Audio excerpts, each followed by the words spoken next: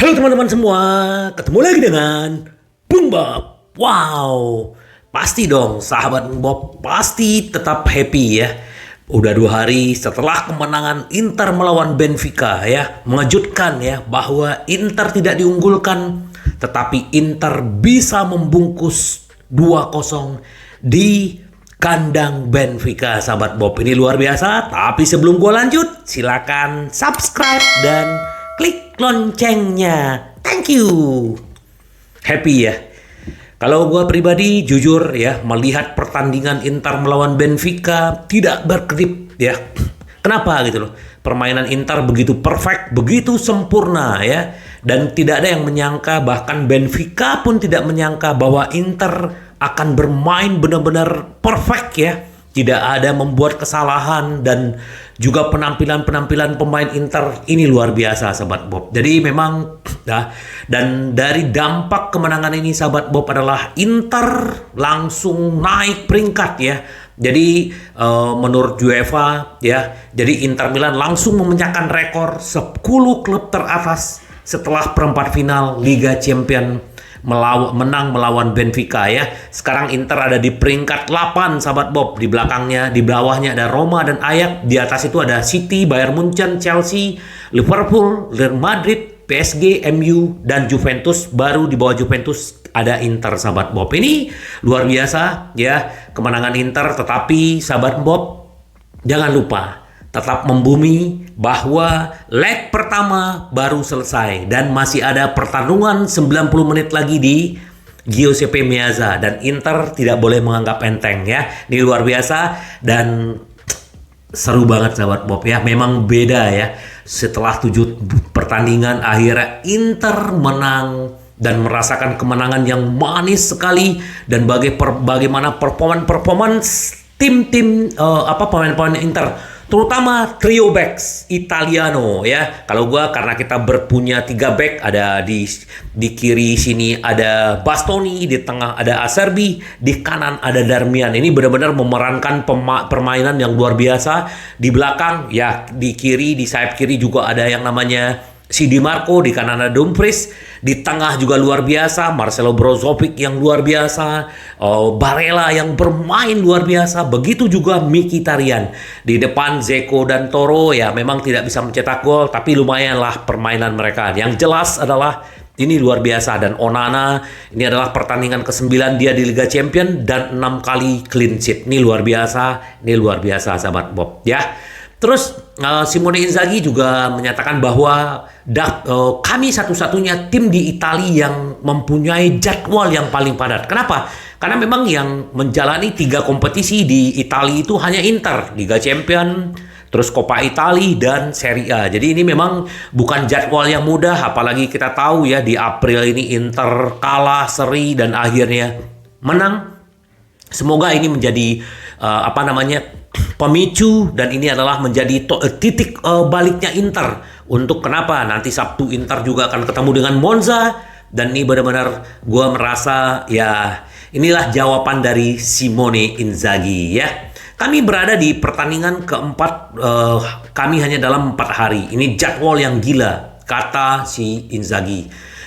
Kami satu-satunya tim Italia yang memiliki jadwal pertandingan seperti ini. Meski kami tidak bisa membiarkan itu menjadi alasan. Benar, sahabat Bob, yang namanya bermain di 3 kompetisi ya, itu ya resikonya gitu loh. Tapi bagaimana seorang pelatih dan pemain bisa mencarikan solusinya. Mengenai hasil akhir-akhir ini, Inzaghi mengatakan kami tidak menang melawan Fiorentina, Juve, dan Salernitana. Tapi kami kadang-kadang harus mengesampingkan hasil dan melihat sesuatu dengan jelas ya. Kita tahu memang hasil tidak seperti diharapkan. Memang permainan Inter nggak jelek-jelek banget, tapi ya tetap aja memang ada kesalahan. Kami pantas mendapatkan lebih, tetapi itu berarti kami harus berbuat lebih banyak ya. Semoga dengan pertandingan kemarin Inter benar-benar bisa bangkit nanti melawan Monza, terus ketemu lagi dengan Benfica.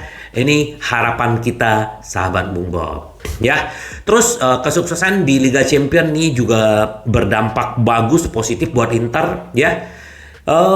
Membuat kepergian pemain bernama besar musim panas kecil kemungkinan, karena ya kalau Inter nanti bisa mengalahkan Benfica kembali dan Inter lolos ke semifinal, Itu artinya Inter menambah pundi-pundi uangnya semakin tinggi ya.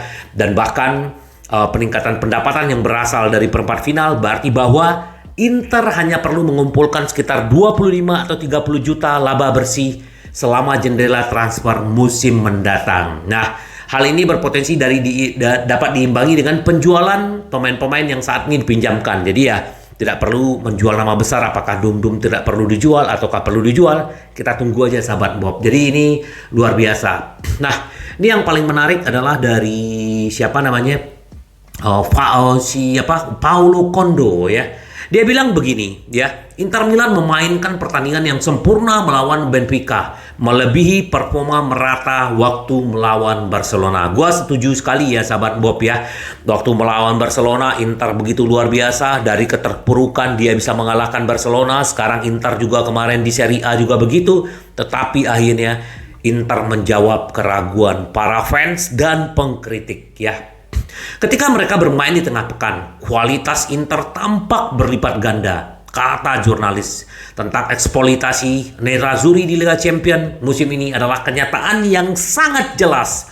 Berkat kerja keras seluruh tim, mereka memainkan pertandingan yang sempurna di Stadio Dalus kemarin malam. Menurut si jurnalis tersebut, si Kondo. Sampai sekarang, momen terbaik musim mereka adalah melawan Barcelona. Tetapi sekarang mereka telah melampaui itu. Gua sepakat sahabat Bob, ini luar biasa. Kemarin rencananya gua pengen live, tapi ternyata melihat permainan Inter, wow, sayang sekali dilewatkan. Jadi ya fokus di sana dulu sahabat Bob. Ini semoga benar-benar Inter terus melaju. Nah, Inter juga karena kemarin Bastoni adalah sebagai man of the match-nya. Ini permainan dia, umpan dia ke Barella luar biasa. Dan itu adalah gol pertamanya Barella di Inter melalui sundulan sahabat Bob. Luar biasa ya. Biasanya umpan Bastoni dihajar sama kaki sama sama Barella, tapi kemarin sundulan. Dan begitu juga Lukaku ya menjawab kritikan ya rasisme terhadap dia dengan golnya dia. Luar biasa sahabat Bob. Jadi Inter Milan juga mempercepat pembicaraan kontrak dengan perwakilan Bastoni ya. Kita tahu bagaimanapun Bastoni ini akan berakhir dan keinginan dia untuk bertahan. Nah, tapi dia permintaannya sekitar 5 sampai 5,5 juta. Semoga aja, kalau menurut gua udahlah buru-buru Inter perpanjang sampai 2027 atau sampai 2028 ya.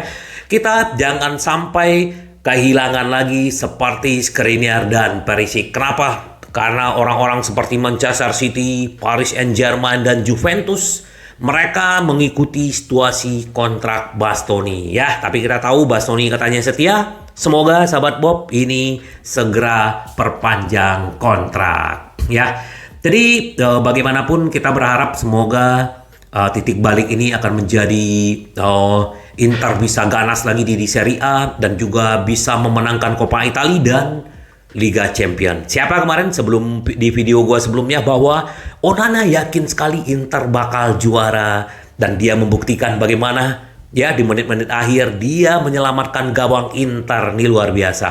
Apa yang dia bilang?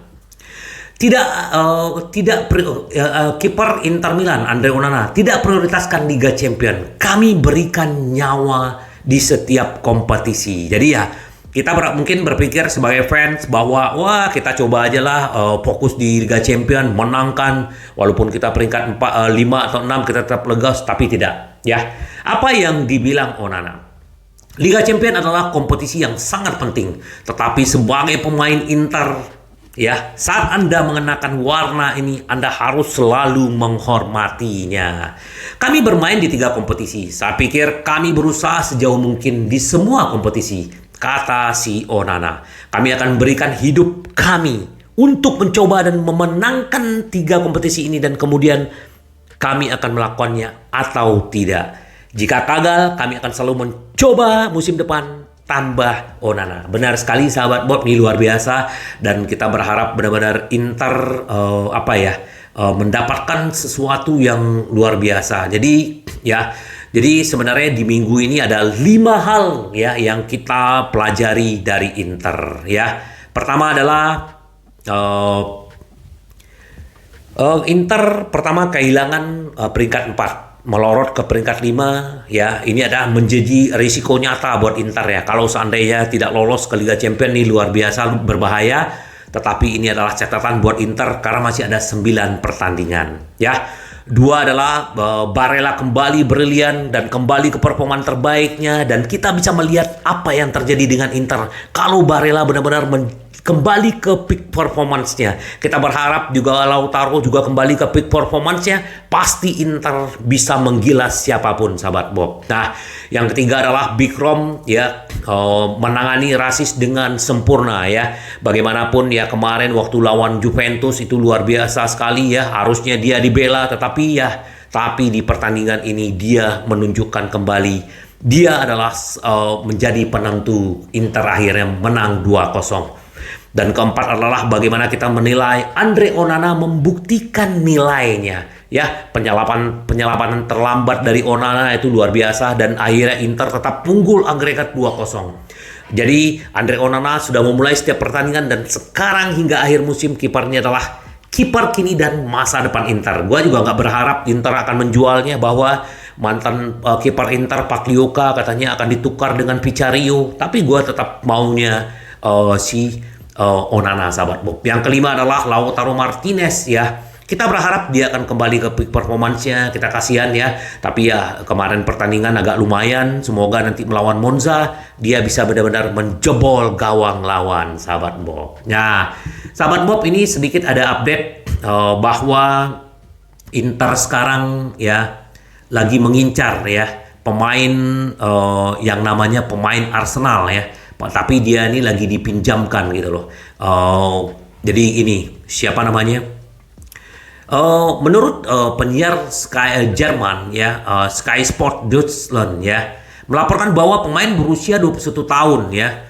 Ini Folarin Balogun ya. Dia adalah pemain Arsenal yang lagi dipinjamkan ke Reims nih di Liga Prancis. Dan ini harganya kurang lebih 40 juta. Kenapa? Karena memang ketidakpastian Joaquin Correa, Romelu Lukaku, Dzeko, dan juga ada kemungkinan kalau memang ada yang menawar Lautaro juga akan dilepas. Seperti itu kata Gazzetta dello Sport. Tapi kita nggak tahu seperti apa. Tapi kalau gue lihat ya si Folarin Balogun ini juga bagus dan masih muda, sahabat Bob. Tapi ya kita nggak tahu siapa yang bakal masuk ke Inter, siapa striker, siapa back, siapa ya, banyak sekali gosip-gosipnya. Kita tunggu aja, sahabat Bob. Yang paling penting adalah Inter sudah kembali ke seperti semula ya. Jadi kita berharap yang terbaik buat Inter, dan apalagi kita tahu bagaimana kompetisi ke depan ini tidak gampang gitu, sahabat Bob. Terus sedikit apa yang dibilang sama si Alessandro Bastoni. Jika kami terus seperti ini, kami bisa menang melawan siapapun. Jadi ya benar ya, kalau kita melihat, nah inilah sahabat Bob yang kita inginkan dari Inter, konsistensi ya. Bagaimana bermain bagus di Liga Champions, cobalah mainkan hal yang sama di Serie A dan juga di Coppa Italia. Itu yang kita tunggu-tunggu. Semoga aja, sahabat Bob, dan kita juga bangga dengan Marcelo Brozovic yang sudah mulai bermain bagus ya. Ini luar biasa. Kalau Mkhitaryan ya kita tahulah bagaimana dia bagus ya, kita tahulah bagaimanapun. Kita berharap benar-benar Inter bisa kembali menang di Serie A. Dan juga ada berita baik bahwa Hakan kemungkinan juga akan bermain di minggu depan, dan itu yang kita tunggu, sahabat Bob. Kalau memang Inter bisa membawa yang namanya Hakan, ini akan menjadi tambahan tenaga yang luar biasa, sahabat Bob. Jadi ya kita tunggu aja apakah benar-benar dia bisa bermain atau tidak, nanti kita tunggu, sahabat Bob. Dan kemarin Casano bilang bahwa di luar ekspektasi Inter luar biasa ya, di luar ekspektasi dia, dan dia tetap memuji walaupun selama dia mengkritisi. Kali ini dia memuji Inzaghi, memuji Inter. Itu adalah pertandingan yang luar biasa. Inter yang benar-benar spektakuler, kata dia. Ya, sampai ketemu lagi dengan Boom Bob. Bye bye.